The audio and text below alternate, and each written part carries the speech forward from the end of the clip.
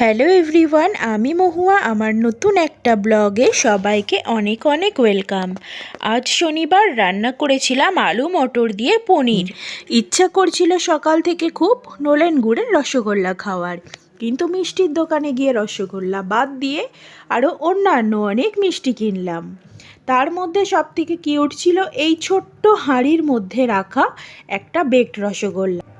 সাথে নিয়ে নিয়েছিলাম আরও 6 পিসের একটা বেকড রসগোল্লা আর দুটো মাফিন বা ফ্রুট কেক, যাই হোক।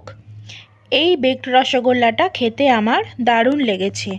আবার যখন দোকানে যাব আবার নিশ্চয়ই কিনবো। শীতকাল আসলে না নার্সারির দিকে চোখ গেলেও একদম চোখটা জুড়িয়ে যায়। আমার গত বছরের গাছগুলোর মধ্যে ম্যাক্সিমাম সব নষ্ট হয়ে গিয়েছে গরমে।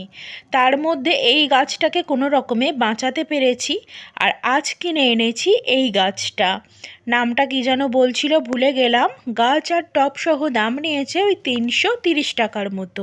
ঠকিয়ে নিল কিনা যারা গাছ চেনো জানিও।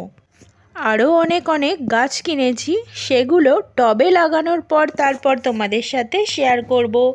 আজকের ভিডিও এই পর্যন্ত, আবার দেখা হবে নতুন ব্লগ।